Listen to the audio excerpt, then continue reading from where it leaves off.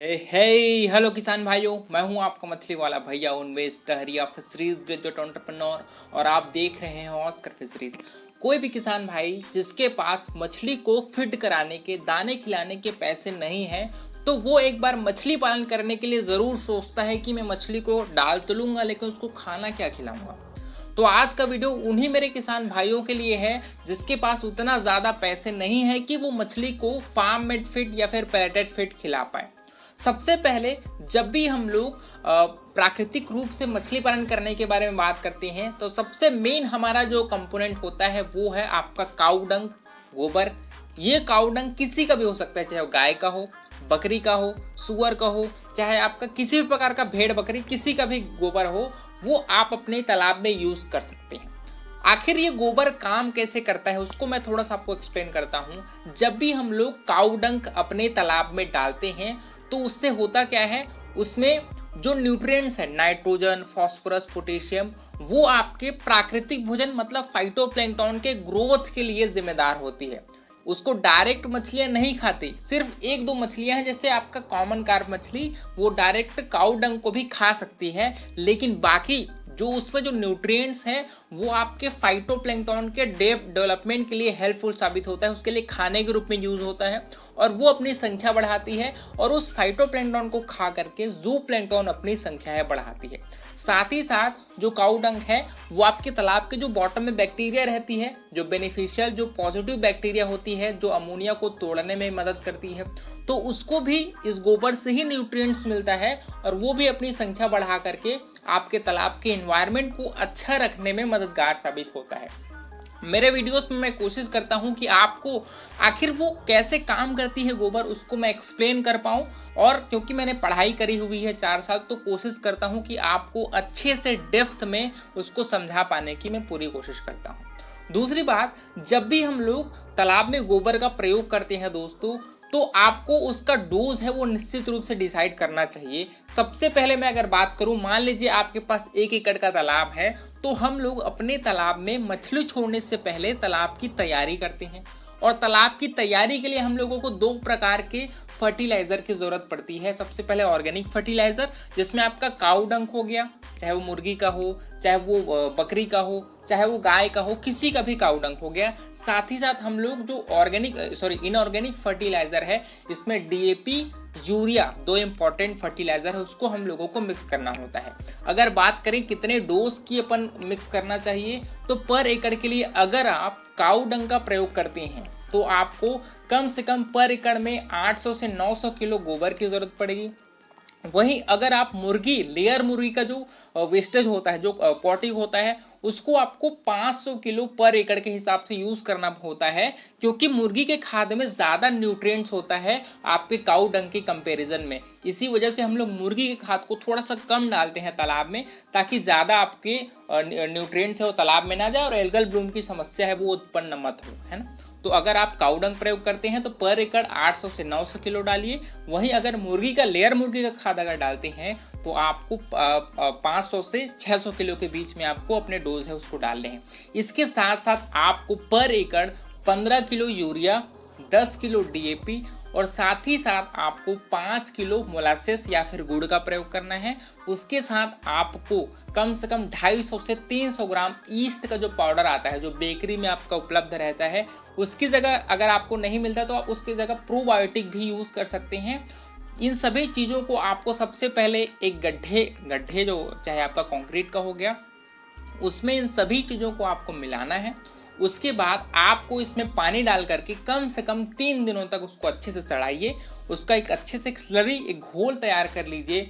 उसके बाद फिर अपने तालाब में आप इसको अप्लाई करिए। ये सभी जो मैं डोज बता रहा हूँ वो आपके मछली डालने से पहले के डोजेज हैं, क्योंकि अपना पूरा उद्देश्य है कि हम सिर्फ और सिर्फ प्राकृतिक भोजन पर ही मछली पालन करें। तो ये आपके तालाब में मछली डालने से पहले इस डोज को आपको अपने तालाब में अप्लाई करना है। उसके बाद 3 से 4 दिनों में आपके पानी में प्लैंक्टन है वो अच्छे से ग्रोथ कर लेंगी। फिर उसके बाद आप अपने तालाब में मछली है उसको आप स्टॉक कर सकते हैं। दूसरा सवाल ये भी आता है कि किस प्रकार के गोबर को हम लोगों को यूज़ करना चाहिए। क्या हम लोग हफ्ते भर पुराने गोबर को यूज़ कर सकते हैं, क्या महीने भर पुराने गोबर को यूज़ कर सकते हैं, या फिर कोई सूखा जो गोबर है उसको यूज़ कर सकते हैं। इसका सिर्फ एक ही आपको मैं जवाब दूंगा, जो भी जितना भी फ्रेश हो, 1-2 दिन में जो आपके गोबर है उसी को अगर आप फ्रेशली यूज़ करेंगे तालाब में, वो ज़्यादा फायदेमंद होता है। क्योंकि जितना ज़्यादा पुराना गोबर हो गया होता है उसमें दोस्तों infection, fungal infection, bacterial infection लग चुका होता है। तो अगर आप कोशिश करिए कि नया गोबर को ही आप अपने तालाब में यूज़ करें। साथ ही साथ अगर आपके पास बायोगैस स्लरी जो बचता है, बायोगैस को निकालने के बाद जो गोबर बचता है, उसका जो घोल बचता है, उसको भी आप अपने तालाब में अप्लाई कर सकते हैं।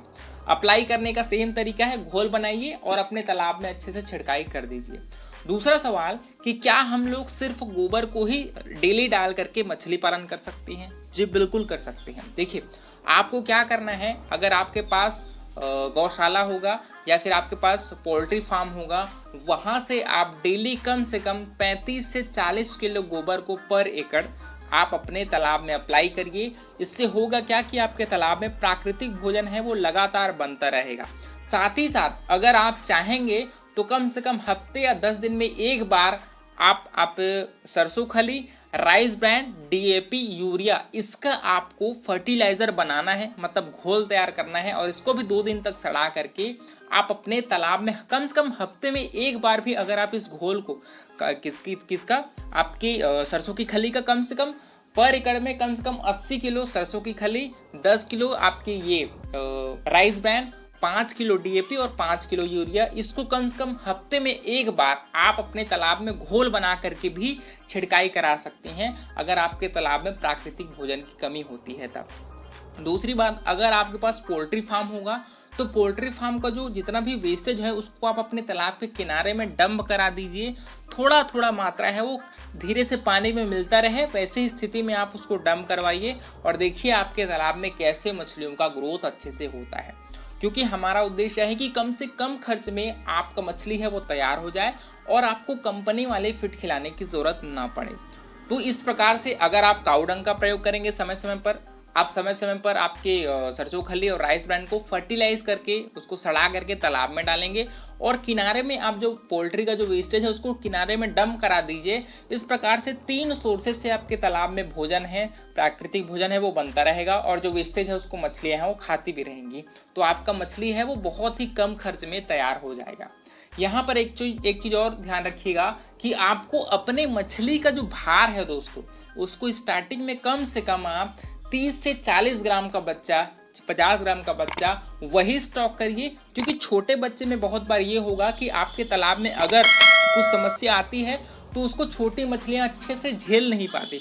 तो अगर बड़ा बच्चा आप तालाब में स्टॉक करेंगे तो वो अच्छे से इस परिस्थितियों को झेल पाएंगे। क्योंकि बहुत बार आपके तालाब में अमोनिया लेवल भी बढ़ सकता है, क्योंकि गोबर अगर लगातार अपन यूज़ करेंगे तो तालाब में स्लज बन जाता है और उस स्लज को बहुत बार जो बैक्टीरिया वो पचाती है और उससे अमोनिया बहुत ज़्यादा जनरेट होता है। इसलिए समय समय पर आप अपने तालाब में कम से कम नया पानी उसमें डालते रहिए, अपने अमोनिया लेवल को चेक करते रहिए कि कितना अमोनिया लेवल है वो तालाब में बन रहा है, और साथ ही साथ ऑक्सीजन लेवल को भी आपको चेक करते रहना है।